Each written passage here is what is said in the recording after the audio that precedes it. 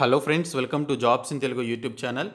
Friends, ఏదైనా degree qualification తోటి officer స్థాయి ఉద్యోగాలకి సంబంధించి ఒక మంచి నోటిఫికేషన్ వచ్చింది. ఈ రిక్రూట్మెంట్కి సంబంధించిన కంప్లీట్ డీటెయిల్స్ చెప్తాను. ఈ వీడియో చూస్తున్న ప్రతి ఒక్కరు కూడా వీడియోని లైక్ చేయండి. మీకు యూజ్ అయ్యే ప్రతి సమాచారం అందించడం జరుగుతుంది. ప్రతి ఒక్కరు కూడా లైక్ చేసి ఛానల్ని సపోర్ట్ చేయండి. ఫస్ట్ టైం కనుక మన ఛానల్ని విజిట్ చేసిన వాళ్ళు ఉంటే రెడ్ కలర్ సబ్స్క్రైబ్ బటన్పై క్లిక్ చేసి దాని పక్కనే వచ్చే బెల్ సింబల్ని యాక్టివేట్ చేసుకోండి.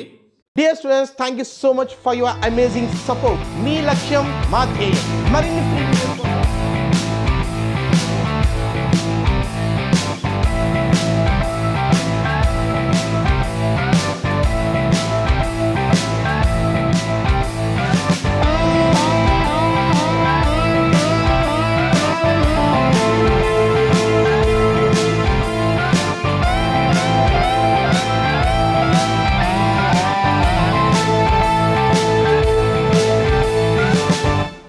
ఫ్రెండ్స్, మనకి నోటిఫికేషన్ అనేది గవర్నమెంట్ ఆఫ్ ఇండియా కింద ఉన్నటువంటి the new India assurance company limited నుంచి రిలీజ్ కావడం జరిగింది.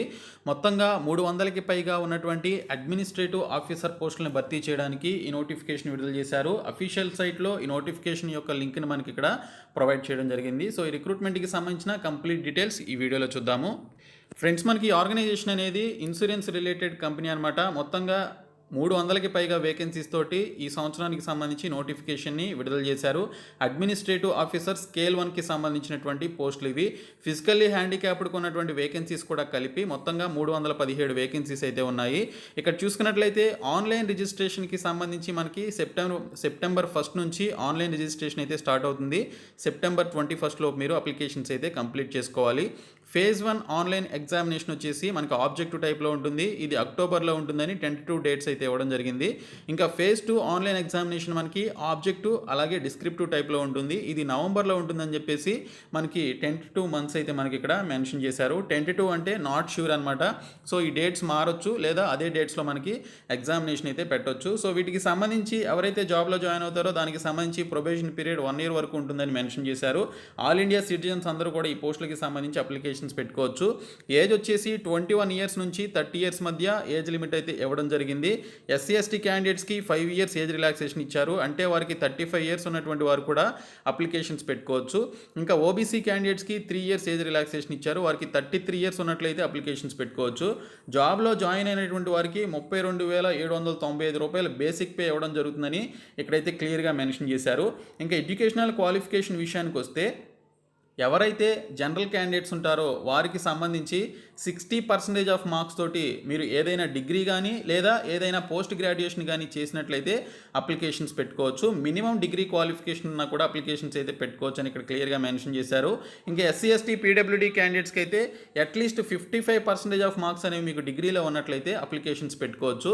సో 60% ఆఫ్ మార్క్స్ అనేవి జనరల్ క్యాండిడేట్స్కి ఉండాలి, 55% ఆఫ్ మార్క్స్ అనేవి ఎస్సీ ఎస్టీ పీడబ్ల్యూడీ క్యాండిడేట్స్కి ఉండాలని చెప్పేసి మెన్షన్ చేశారు.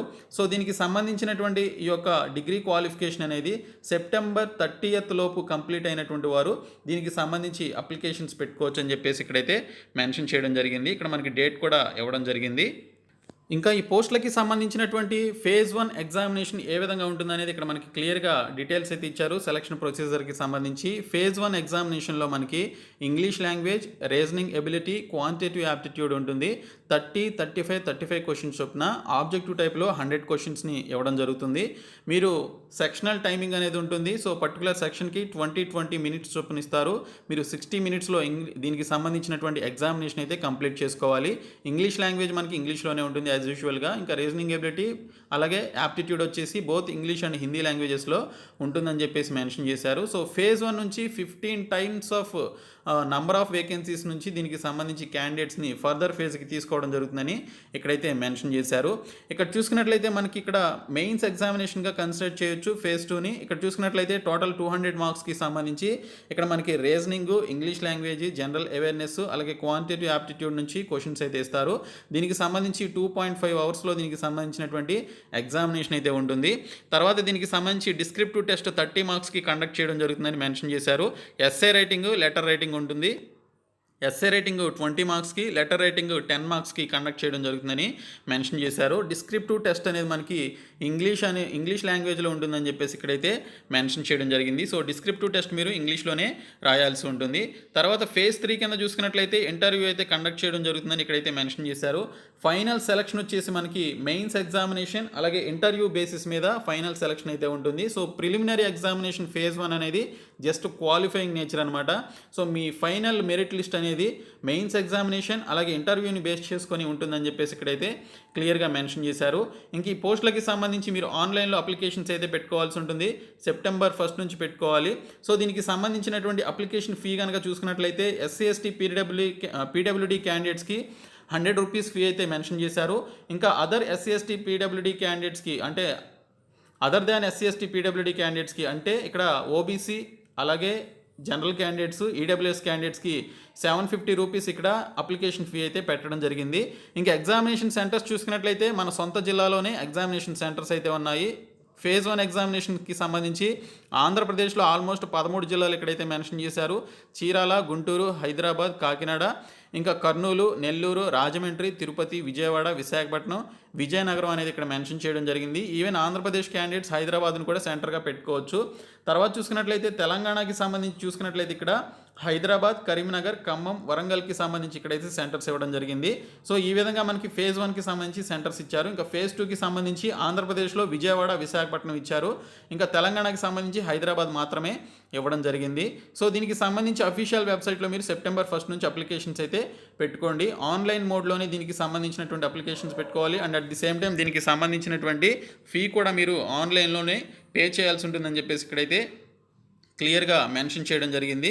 సో ఈ విధంగా మనకు ఒక మంచి నోటిఫికేషన్ అయితే వచ్చింది ఇన్సూరెన్స్ ఆర్గనైజేషన్ నుంచి. సో ఇంట్రెస్ట్ ఉన్నటువంటి క్యాండిడేట్స్ ఈ పోస్టులకి అయితే అప్లై చేయండి. ఈ వీడియోని మీ ఫ్రెండ్స్ అందరికీ షేర్ చేయండి. మన ఛానల్ సబ్స్క్రైబ్ చేయండి. Thank you so much guys.